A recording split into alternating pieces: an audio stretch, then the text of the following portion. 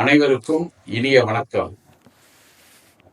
My ham என்று சொல்லக்கூடிய YouTube சேனலில் வாரம் இனிய வாரம் என்ற ஒரு நிகழ்ச்சியில் ஒவ்வொரு வாரமும் நாம் ராசி பலன்களை பற்றி பார்த்து கொண்டிருக்கிறோம். அந்த வகையில் 23/2/2025 முதல் 1 மார்ச் 2025 வரை உள்ள நாட்களுக்கு உண்டான இந்த ஒரு வார ராசி பலன்களை பற்றி நாம் இப்பொழுது பார்க்க இருக்கிறோம். இந்த வாரத்திலே 2 முக்கியமான நிகழ்வுகள் இருக்கின்றன.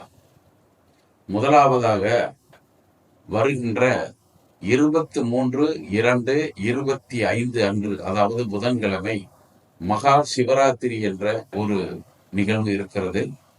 உலகெங்கிலும் இருக்கக்கூடிய சிவாலயங்களில் இரவு முழுவதும் கண் விழித்திருந்து சிவ தரிசனம் செய்யக்கூடியவர்கள் ஏராளமானோர் வருடா வருடம் அதிகரித்து கொண்டே போய்கொண்டு இருக்கிறது.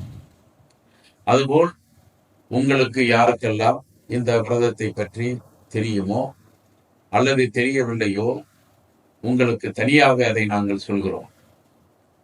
அதுபோல் அடுத்த நாள் என்று சொல்லக்கூடிய 27/2/2025 அன்று மௌனி அமாவாசை என்ற ஒரு அமாவாசை விரதமும் இருக்கிறது.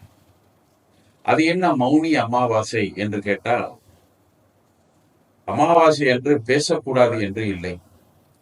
அமாவாசை என்று காலையில் எழுந்தவுடன் குளித்து முழுகி சுத்தமாக இருந்து நாம் தர்ப்பணம் செய்ய போகக்கூடியவர்கள், தர்ப்பண சங்கல்பம் செய்ய ஆரம்பிக்கும் வரை யாரிடமாவது பேச வேண்டிய சூழ்நிலை இருந்தால் மௌனமாக இருக்கக்கூடிய இந்த அமாவாசை மிகவும் விசேஷமான ஒரு அமாவாசையாகும். யாரால் எல்லாம் இப்படி இருக்க முடியுமோ அவர்களெல்லாம் இந்த விரதத்தையும் அனுசரிக்கலாம் என்பதை பற்றி உங்களிடம் சொல்லிக்கொண்டு, அடுத்தது நாம் ஒவ்வொரு ராசிக்கு உண்டான இந்த வார பலன்களை பற்றி சற்று விரிவாக பார்ப்போம். மேசராசி நேயர்களே, இந்த வாரத்திலே 6வது இடத்திற்கு அதிபதி என்று சொல்லக்கூடிய புத பகவான் உங்களது ராசிக்கு விரயஸ்தானத்தில், அதாவது 12ஆம் இடத்திலே நடமாட வருகிறார். புதன் பெரும்பாலும் எலும்பு சம்பந்தமான நோய்கள், அதே நேரம் நரம்பு சம்பந்தமான நோய்கள் போன்ற நோய்களையும் இரத்த ஓட்டத்தில் ஏற்படக்கூடிய குறைகளையும் பற்றி பேசக்கூடிய ஒரு கிரகமாகும் நோயை பொறுத்த மட்டில். எனவே நோயை கொடுப்பதோடு மட்டுமல்லாமல் சற்று ஓய்வு எடுத்துக் கொள்ளக்கூடிய ஒரு நிலையையும் இந்த வாரம் அவர் கொடுக்க இருக்கிறார் என்பதை நீங்கள் தெரிந்து கொள்ள வேண்டும். இது ஒரு சிலருக்கு. அதே நேரம் இந்த நோயை நீங்கள் கவனிக்காமல் விட்டுவிட்டால் எதிர்காலத்தில் வேறு வகையான நோய்களும் ஆளாக்கி உங்களை ஏதாவது தொல்லைகள் கொடுக்கலாம் என்பதை புரிந்து கொள்ளுங்கள். நன்றாக ஓய்வெடுத்துக் கொள்ளுங்கள். இந்த வாரத்தை அமைதியான வாரமாக பயன்படுத்தி கொள்ள வேண்டும். ரிஷபராசி நேயர்களே, இந்த வாரத்தில் தனஸ்தானாதிபதி, பஞ்சமாதிபதி என்று சொல்லக்கூடிய புத பகவான் ராசிக்கு அதிபதி சுக்கிர பகவானுடன் இணைந்து லாபஸ்தானத்திலே இருக்கிறார்கள்.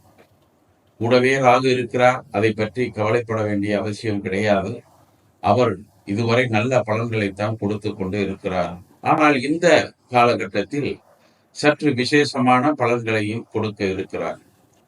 பொதுவாக சுக்கிரனும் புதனும் இணைந்து விட்டால் அதற்கு விஷ்ணு லட்சுமி யோகம் என்று ஒரு யோகம் இருக்கிறது ஜோதிட சாஸ்திரத்தில். இதுவரை வராத கடன்கள் ஏதாவது இருந்தால் வந்து சேரும். ஒரு சிலருக்கு திடீர் அதிர்ஷ்ட வாய்ப்புகள் ஏதாவது உருவாகலாம். புதிய வீடு அல்லது வாகனங்கள் வாங்கக்கூடிய வாய்ப்புகள் அதிகமாக இருக்கிறது. ஆனால் சரியான முறையில் நீங்கள் உங்களுடைய வேலைகளை கவனமாக பொருளாதார ரீதியில் செய்து வந்தீர்கள் என்று சொன்னால் வெற்றி நிச்சயமாக உங்களுக்கு கிடைக்கும் என்பதில் எவ்விதமான சந்தேகமும் கிடையாது. மிதுன ராசி நேயர்களே, இதுவரை உங்களது ராசிக்கு அதிபதி, அதே நேரத்தில் சுகாதிபதி என்று சொல்லக்கூடிய புத பகவான் ராசிக்கு 9ஆம் இடத்திலே இருந்தார். அதே நேரம் விரயஸ்தானத்தில் குரு பகவானும் இருக்கிறார். பொதுவாக குரு பகவான் உங்களுக்கு நல்லவர் அல்ல. புத பகவான் கொடுக்கக்கூடியதை குரு பகவானால் தடை செய்யக்கூடிய வாய்ப்புகள் கடந்த காலத்தில் அதிகமாக இருந்தன என்றுதான் சொல்ல வேண்டும். புத பகவான் என்பவர் கல்விக்கும் காரகனாக இருக்கிறார். எனவே கல்வி கற்கக்கூடிய மாணவர்கள், குறிப்பாக உயர்கல்வி கற்கக்கூடிய மாணவர்கள் வெளிநாடுகளுக்கு செல்ல வேண்டும் என்று இந்த நேரத்தில் நினைத்திருந்தால், கடந்த காலத்தில் அது ஒருவேளை உங்களுக்கு நிறைவேறாமல் போயிருந்தாலும் இதற்கு வாய்ப்புகள் இந்த வாரத்திலே அதிகமாக காத்திருக்கிறது. மாணவர்களுக்கு ஒரு அமோகமான அற்புதமான வாரமாக இருக்கிறது. இதை பயன்படுத்திக் கொள்ளுங்கள். கடக ராசி நேயர்களே, 2ஆம் இடத்து அதிபதி என்று சொல்லக்கூடிய சூரிய பகவான் உங்களுக்கு இன்னும் சரியான இடத்திற்கு செல்லவில்லை. குடும்பத்திலே கணவன் மனைவிக்கு இடையே கருத்து வேறுபாடுகள், உறவினர்களுக்கிடையே ஏதாவது வாக்குவாதங்கள், கொடுத்த கடன்களை திருப்பி பெற முடியாமல் நமக்கு தேவைப்படும் நேரத்தில் அதை அவர்கள் கொடுக்காமலும் இருக்கின்றார்கள் என்றுதான் இருந்தது. ஆனால் இப்பொழுது அந்த நிலை மாறி இருக்கிறது என்று சொல்ல இயலவில்லை. இன்னும் சில குழப்பங்கள் நீடித்துக் கொண்டுதான் இருக்கிறது. எனவே காலையில் எழுந்தவுடன் சூரிய நமஸ்காரம் செய்யுங்கள். ஞாயிற்றுக்கிழமைகளில் சிவாலயங்களுக்கு செல்லுங்கள். அங்கு தனியாக சன்னதிகளில் இருக்கக்கூடிய சூரிய பகவானுக்கு தீபங்கள் ஏற்றி வழிபாடுகள் செய்யுங்கள்.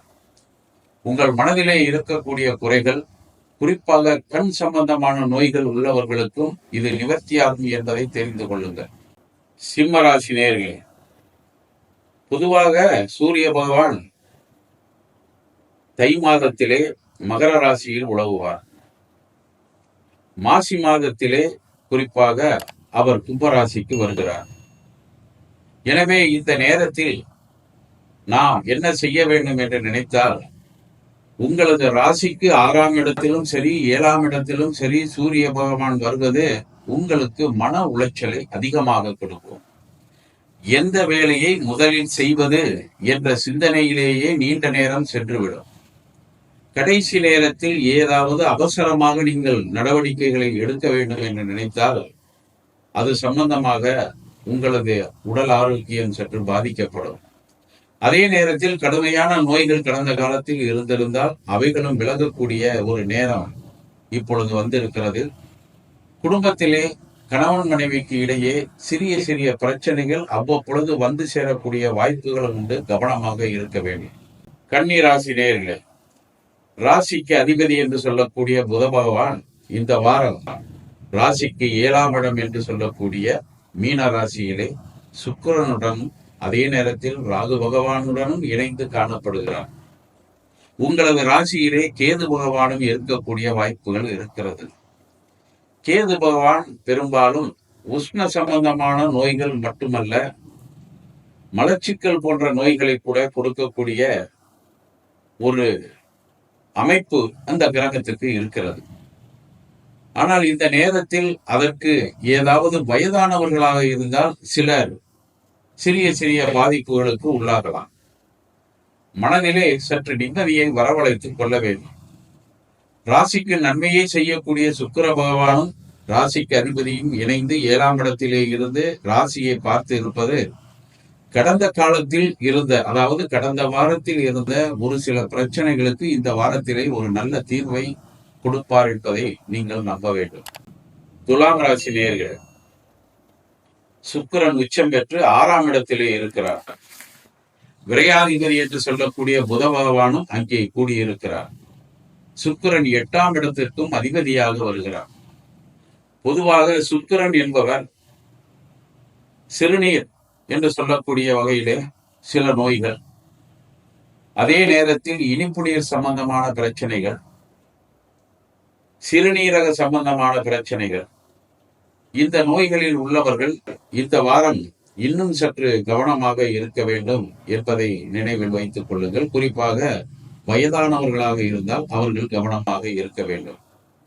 அதே நேரத்தில் உங்களுக்கு வரக்கூடிய பொருளாதாரம் எப்படி இந்த வாரம் இருக்கிறது என்றால், குறித்த நேரத்தில் சிலருக்கு சரியாக வந்து சேரலாம், சிலருக்கு அது வருவதற்கு வாய்ப்புகள் குறைவாக இருக்கிறது. காரணம், உங்களது ஜாதகத்திலே நடைபெறக்கூடிய திசா புத்திகள் வலுவிழந்து இருந்தால் இந்த பிரச்சனைகள் ஏற்படும்.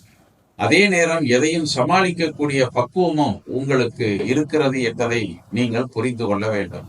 விருச்சக ராசி நேயர்களே, பொதுவாக இந்த ராசிக்கு அதிபதியாக இருக்கக்கூடிய செவ்வாய் பகவான் ஒரு சில ராசிகளில் நீண்ட நாட்கள் தங்கி விடுவார் என்பது ஜோதிட ரீதியான ஒரு கருத்தாகும். ஆனால் ஒரு ராசியில் தங்குகின்ற பொழுது அவர் நேர்கதியிலே சென்று கொண்டு இருப்பவர்கள் சில நேரங்களில் சூரியனுடைய போக்கை பார்த்து திருப்பி வரக்கூடிய வாய்ப்பு, அதாவது வக்ரம் பெறக்கூடிய வாய்ப்புகள் இந்த செவ்வாய் பகவானுக்கும் உண்டு என்பதை நீங்கள் தெரிந்து கொள்ள வேண்டும். நேர்பாதையில் செல்லுகின்ற பொழுது 6ஆம் இடத்து அதிபதி செவ்வாய் பகவான், ராசிக்கு அதிபதி, நல்லதை செய்திருந்தாலும் எதிரிகளை அடையாளம் காட்டி அவர்களிடமிருந்து விலகிக் கொள்ளக்கூடிய ஒரு நிலையை உருவாக்கி இருந்தாலும் புதிய எதிரிகள் கூட இந்த வாரத்தில் வந்து சேரக்கூடிய வாய்ப்புகள் குறிப்பாக தொழில் ரீதியாக இருக்கக்கூடியவர்களுக்கு அதிகமாக ஏற்படலாம். எனவே நல்ல நண்பர்களை தேர்ந்தெடுத்துக் கொள்ளுங்கள். அவர்களது ஆலோசனைகள் உங்களுக்கு பெரிதும் கை கொடுக்கும் என்ற உண்மையை இந்த வாரம் நீங்கள் தெரிந்து கொள்ளலாம். தனுசு ராசி நேயர்களே, ராசிக்கு அதிபதி 6ஆம் இடத்திலே இருக்கிறார் குரு பகவான். 6ஆம் இடத்திலே இருக்கக்கூடியவர் 10ஆம் இடத்தை முதலில் பார்க்கிறார். எனவே தொழில் ரீதியாக இருந்த போட்டிகள் குறையும். அதே நேரத்தில் விரயஸ்தானத்தையும் குரு பகவான் பார்க்கிறார். ராசிக்கு அதிபதி அல்லவா?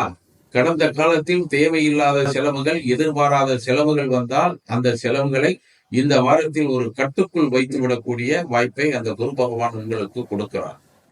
அதே நேரம் தனஸ்தானத்தையும் குரு பகவான் பார்வையிடுவதால் சில நேரங்களில் உங்களுக்கு எதிர்பாராத வகையில் ஏதாவது புதிய தொழில்கள் கூட அமையக்கூடிய வாய்ப்பும், குடும்ப உறுப்பினர்களுடன் இணைந்து ஏதாவது வெளியூரோ அல்லது வெளிநாடுகளோ செல்லக்கூடிய ஒரு நிலையும், இது தவிர புண்ணிய சேத்திரங்களை தரிசனம் செய்யக்கூடிய வாய்ப்புகளும் நிச்சயம் இந்த வாரம் உண்டாகும் என்பதை தெரிந்து கொள்ளுங்கள்.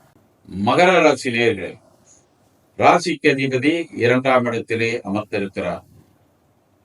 அதே நேரத்தில் அவர் ராசிக்கும் அதிபதி, 2ஆம் இடத்திற்கும் அதிபதி.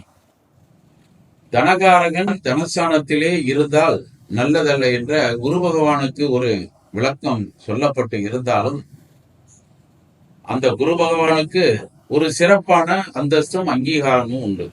அவர் தனஸ்தானத்தில் இருக்கின்ற பொழுதே தனத்தை வாரி வழங்குவார் என்று சொல்லப்பட்டு இருக்கிறது. ஆனால் இப்பொழுது உங்கள் ராசியை அவர் பார்த்திருக்கிறார். இந்த ராசியை பார்த்திருப்பதானது மட்டுமல்ல, உங்கள் ராசிக்கு பாக்கியஸ்தானம் என்று சொல்லக்கூடிய 9ஆம் இடத்தையும் அவர் பார்க்கிறார், லாபஸ்தானத்தையும் பார்க்கிறார். எனவே இந்த வாரம் ஒரு அமோகமான வாரமாகவே உங்களுக்கு அமைந்திருக்கிறது என்றுதான் பல வகைகளில் சொல்லிக் கொண்டு இருக்கிறது. பயன்படுத்திக் கொள்ளுங்கள். கும்பராசியிலே சனி பகவான் ராசிக்கு அதிபதி தான், ராசியிலே தான் இருக்கிறார். ஆனால் குறைகள் எதுவும் இதுவரை உங்களுக்கு வரவில்லையே. சில நேரங்களில் இல்லாத குறைகளை நினைத்து மனதிலே குழப்பம் அடைய வேண்டாம் என்பதை நீங்கள் புரிந்து கொள்ள வேண்டும். உங்களுக்கு முதல் எதிரியே உங்களது மனக்குழப்பம்தான். மனக்குழப்பம் தீர்வதற்கு இந்த வாரத்திலே எங்காவது வெளியூர் சென்று வாருங்கள், கடல் கடந்து சென்று வாருங்கள். சிங்கப்பூர் சென்றால் கூட அல்லது பினாங் என்று சொல்லக்கூடிய இடத்துக்கு சென்றாலும் கூட அது கடல் கடந்து செல்லக்கூடிய ஒரு பயணமாகும். இப்படி சென்று வந்தீர்கள் என்று சொன்னால் மனதிலே இருக்கக்கூடிய குறைபாடுகள், மன அமைதிக்கு ஏற்பட்ட பிரச்சனைகள், இவைகளெல்லாம் ஒரு நல்ல முடிவுக்கு வந்து தொழில், உத்தியோகம், கல்வி இவைகளில் முன்னேற்றம் அடையக்கூடிய வாய்ப்பும், ஒரு சிலருக்கு திருமண பேச்சுவார்த்தைகளும் திருமணங்களும் நடக்கக்கூடிய வாய்ப்புகள் உண்டு. மீனராசி நேயர்களே, இதுவரை சுக்கிர பகவான் உங்கள் ராசியிலே உச்சம் பெற்று இருந்தால் அவர் நல்லவர் இல்லை என்றுதான் சொல்ல வேண்டும். அதே நேரத்தில் ராகு பகவான் ஏற்கனவே இருக்கிறார் என்பதும் உங்களுக்கு தெரியும். இப்பொழுது உங்கள் ராசிக்கு 7ஆம் இடத்து அதிபதி, 4ஆம் இடத்து என்று சொல்லக்கூடிய இந்த அதிபதியான புத பகவான் லக்ன கேந்திரத்திலே வந்து உட்கார்ந்திருக்கிறார். ராசிக்கு கேந்திரம் என்று சொல்லக்கூடிய இடத்திலே அமர்ந்திருக்கிறார். எனவே உடல் நலத்தில் நீங்கள் சற்று அக்கறை எடுத்துக் கொள்ள வேண்டும். 3வது நபர் மூலமாக குடும்பத்தில் கணவன் மனைவிக்கு இடையே ஏதாவது கருத்து வேறுபாடுகள் வரக்கூடிய வாய்ப்புகள் இருக்கிறது. உங்களது குடும்ப விஷயங்களை பெரும்பாலும் வெளியிலே சொல்லாமல் இருப்பது நலம் என்று நீங்கள் நினைத்து செயல்பட வேண்டும். முடிந்தால் குழந்தைகளுடன் மாலையிலே வெளி இடங்களுக்கோ அல்லது ஆலயங்களுக்கோ சென்று வழிபாடுகள் செய்தீர்கள் என்று சொன்னால் இந்த வாரம் ஒரு சுமூகமான வாரமாக செல்லக்கூடிய வாய்ப்பு இருக்கிறது என்பதை தெரிந்து கொள்ளுங்கள் என்று கேட்டுக்கொண்டு அடுத்த வாரத்திலே உங்களை மீண்டும் சந்திக்கின்றேன். நன்றி, வணக்கம்.